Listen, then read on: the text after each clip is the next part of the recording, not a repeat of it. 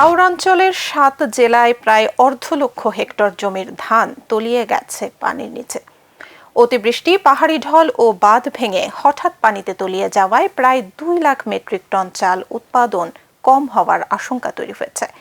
কৃষি সম্প্রসারণ অধিদপ্তর বলছে, ৭ জেলার হাওরগুলোতে ৪৬,৭৩০ হেক্টর জমির ধান পানিতে ডুবে আছে। সিলেট, মৌলভীবাজার, হবিগঞ্জ, সুনামগঞ্জ, নেত্রকোনা, কিশোরগঞ্জ ও ব্রাহ্মণবাড়িয়ার অধিকাংশ হাওর এখন নিমজ্জিত। এই ৭ জেলায় গড়ে ১০.২৭% ধান ক্ষতিগ্রস্ত হয়েছে। জানা গেছে, পানিতে টানা ডুবে থাকায় পাকা ধানগুলোতে পচন ধরেছে। শ্রমিক সংকট ও কম্বাইন হারভেস্টার ব্যবহার করতে না পারায় কৃষকরা সেই ধান দ্রুত সংগ্রহ করতে পারছেন না। ধানের দাম কমে যাওয়ায় এই সংকট আরও বেড়েছে। এমন অবস্থায় সরকার ক্ষতিগ্রস্ত কৃষকদের ৩ মাস সহযোগিতা করার প্রতিশ্রুতি দিয়েছে। সেই অনুযায়ী কাজও শুরু করেছে কৃষি মন্ত্রণালয়।